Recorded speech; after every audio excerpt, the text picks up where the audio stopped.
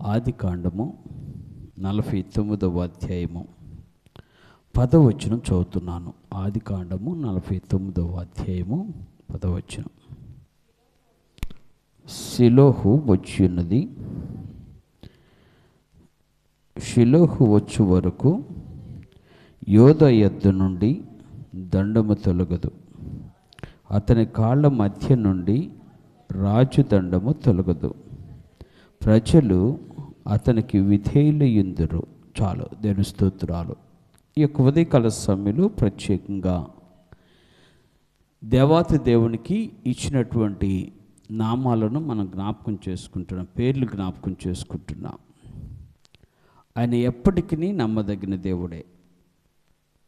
మనం ఎంతకాలం జీవిస్తున్నామో అంతకాలము కూడా ఆయన శ్రేష్టమైన ఈవులు అనుగ్రహించే దేవుడే. ఆయన మన జీవితాల పట్ల ఎప్పుడు కూడా మనల్ని గమనిస్తూ మన పైన దృష్టి ఉంచి నడిపిస్తున్న దేవుడే, మనతో ఉన్న దేవుడే. ఈ యొక్క ఉదయకాల సమయంలో దేవుడు మాట్లాడుతున్న ఇంకొక మాట ఏంటంటే ఆయన పేరు షిలోహు. ఓకే, ఈ మాట మర్చిపోవద్దు. ఇది బహుశా మనం ఈ పేరు వింటాం కానీ ఈ పేరు కూర్చున్నటువంటి అంతరార్థాన్ని మనం కొంచెం అర్థం చేసుకోవడం కష్టమవుతుంది. షిలోహు అనే మాటకు అర్థం ఏమిటాయి అంటే శాంతినిచ్చేవాడు, విశ్రాంతినిచ్చేవాడు, శాంతినిచ్చేవాడు, విశ్రాంతినిచ్చేవాడు. ఎవరు మనకు విశ్రాంతి ఇచ్చేది అంటే మనం ఆలోచన చేస్తే మన దేవుడు తప్ప ఈ లోకములో ఎవరు ఎక్కడ కూడా విశ్రాంతి పొందలేము.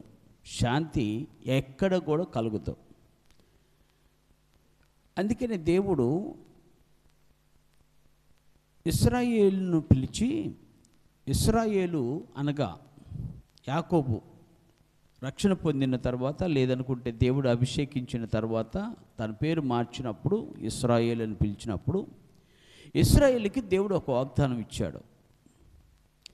ఏంటి ఆ వాగ్దానం అంటే, ఇశ్రాయేలు నీ బిడ్డలను దీవించు, నీ బిడ్డలను,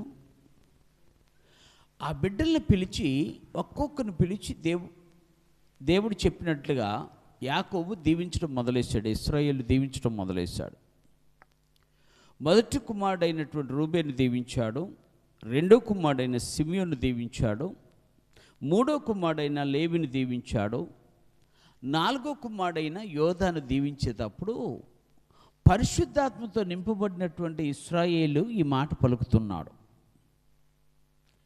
ఏంటి అంటే, షిలోహు రాబోతున్నాడు, అంటే శాంతినిచ్చి దేవుడు రాబోతున్నాడు. మన జీవితాలకు సమాధానం ఇవ్వగలిగిన తండ్రి, విశ్రాంతిని ఇవ్వగలిగిన తండ్రి రాబోతున్నాడు. ఆ రాబోయే దేవునికి నీవు నేను విధేయులు ఉండాలి. అది దేవుని యొక్క ఆశ. ఎవరికి? రాబోయేటువంటి దేవునికి. అనగా మనం చెప్పాలంటే షిలోహు శాంతినిచ్చేవాడు యేసుక్రీస్తు ఒక్కడే. అందుకని నేను మీకు శాంతిని అనుగ్రహించ వెళుచున్నాను అన్నాడు. మన జీవితాల్లో ఆయన ఒక్కడే మనకు శాంతిని, సమాధానాన్ని కలిగించగలిగిన దేవుడు. అందుకనే షిలోహును గురించి మాట్లాడుతూ, అది వాస్తవానికైతే అది రెండు నామాలని ఆ యొక్క షిలోహు అనే దానికి ఉపయోగించారు. మొదటిది అంటే యేసుక్రీస్తు నామం. షిలోహు అంటే శాంతినిచ్చేవాడు, యేసుక్రీస్తు నామాన్ని సూచిస్తుంది. రెండవది షిలోహు అంటే ఆనాడు ఇశ్రాయేలీయులు కానాను దేశానికి వెళ్ళిన తర్వాత మొట్టమొదటిసారిగా కానాను దేశములో ఇశ్రాయేలీయులు ఏర్పరిచిన ప్రత్యక్ష గుడారము షిలోహులని దేవుడు ఏర్పాటు చేశాడు. ఎక్కడుంది? షిలోహులో ఉంది. అనగా సొలొమోను దేవాలయం కట్టు వరకు కూడా ఇశ్రాయేలీయులు ఆరాధించిన స్థలం ఏదంటే షిలోహు. అర్థమవుతుందండి? ఇశ్రాయేలు ఆరాధించిన స్థలము షిలోహు. ఆ షిలోహును గురించి ఇశ్రాయేలు మాట్లాడుతూ అది యోధాలో నుండి వస్తుంది అని చెప్పాడు. ఎక్కడి నుంచి వస్తుందట? ఏంటిది అది? షిలోహు. అంటే శాంతినిచ్చే దేవుడు లేదా విశ్రాంతినిచ్చే దేవుడు ఎక్కడి నుంచి బయలుదేరుతాడంట? యూదాల నుంచి వస్తుందట. యోహదాల నుంచి వస్తాడు అని చెప్పి దేవుడు మాట్లాడుతున్నాడు. అందుకే ఆయన అంటాడు ఇక్కడ, యూదా రాజదండము అన్నాడు. ఓకే, యూదా ఎవరట?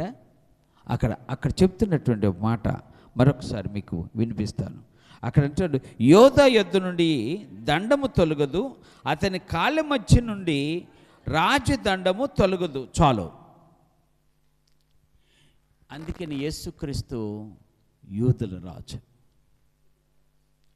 కొన్ని వేల సంవత్సరాల క్రితం యేసుక్రీస్తు పుట్టక ముందే భక్తుడైనటువంటి ఇశ్రాయేలు యాకోబు ఈ యొక్క ప్రవచనాన్ని ప్రవచించాడు.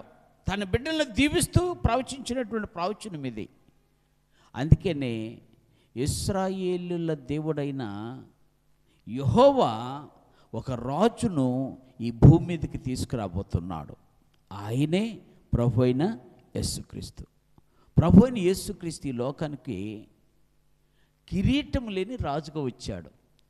అర్థమవుతుందండి? ఏం లేని రాజుగా, కిరీటం లేని రాజుగా వచ్చాడు. రాజ్యము లేని రాజుగా వచ్చాడు. పుట్టినప్పుడు రాజ్యం లేదు, ఎవరికీ ఉండదు అనుకోండి. ఎందుకంటే రాజుల కుటుంబం కాదు ఈయన. కానీ దేవుడు ముందుగానే ప్రవచించి ఆ కుటుంబంలో నుంచి రాజులను తీసుకురావడాలని ఇష్టపడ్డాడు. అందుకని ఆయన చివరికి యోధా రాజు అయ్యాడు. యోధా.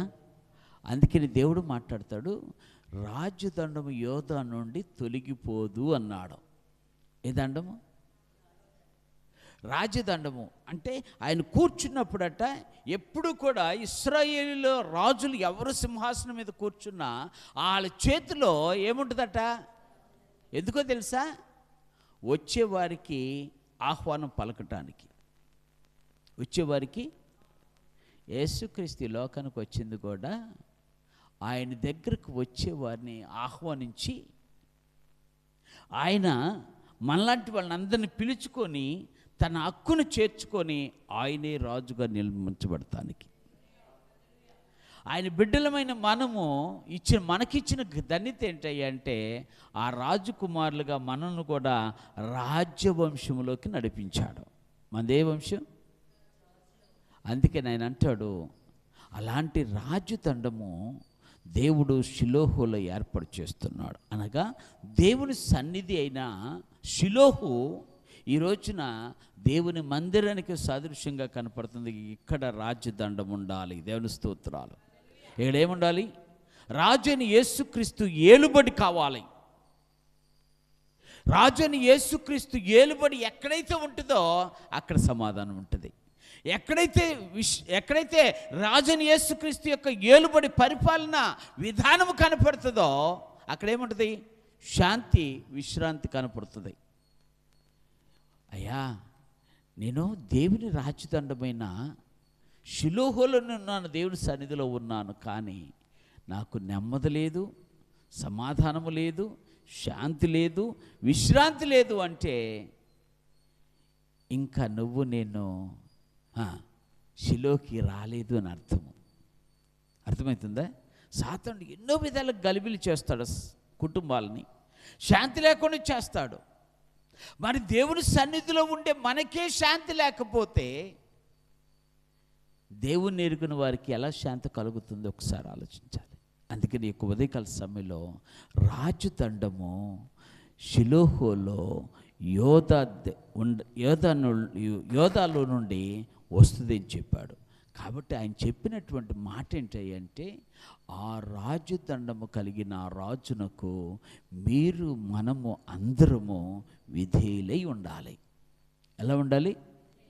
విధేయుడిగా ఉంటే, జాగ్రత్తగా ఆలోచించాలి, షిలోహులో ఉంటే శాంతి కలుగుతుంది, ఆయనకి విధేయుడిగా ఉంటే విశ్రాంతి కలుగుతుంది. శాంతి వేరు, విశ్రాంతి వేరు. మళ్ళొకసారి చెప్తున్నా, ఆయన షిలోహులో ఉన్న వారికి శాంతినిస్తాడో, షిలోహులో ఉన్నవారికి, విధేయులుగా ఉన్నవారికి ఆయన విశ్రాంతినిస్తాడు. ఈ రోజున అది మనకు దొరుకునుగాక.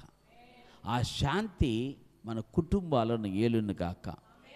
ఆయన ఏలాడు అంటే మన కుటుంబాల్లో నెమ్మది, సమాధానము, శాంతి, విశ్రాంతి కలుగుతుంది. ఆయన లేకుండా నువ్వు షిలోకి రాకుండా, షిలోహు దేవునికి నువ్వు విధేయత చూపకుండా ఎప్పుడు శాంతి పొందలేవు, ఎప్పుడు సమాధానంగా నువ్వు నీ ఇంట్లో కూడా ఉండలేవు. సమాధానముగా ఉండాలి అంటే షిలోహు దేవుడు ఎక్కడుండాలి? మనతో ఉండాలి. అందుకనే యేసుక్రీస్తు మనతో ఉండటానికి, ఆయన రాజ్యదండము మన మధ్యలో ఉంచటానికి ఆయన షిలోహు దేవుడుగా పరలోకము నుండి దిగివచ్చాడు. 2000 సంవత్సరాల క్రితం యేసుక్రీస్తు పుట్టక మునిపే కొన్ని వందల సంవత్సరాల క్రితం ఈ ప్రవచనాన్ని యాకోబు భక్తుడు ప్రవచిస్తున్నాడు. అందుకనే ఈరోజు నీ ఉదయకాల సమయంలో షిలోహు దేవుని సన్నిధిలో నిత్యము మనము ఉందుముగాక. అట్టి కృపను దేవుడు మనకు దయచేయనుగాక. ప్రభు సన్నిధిలో ప్రార్థన చేద్దాం. ప్రభు సన్నిధిలో ప్రార్థన చేద్దాం. యొక్క ఉదయకాల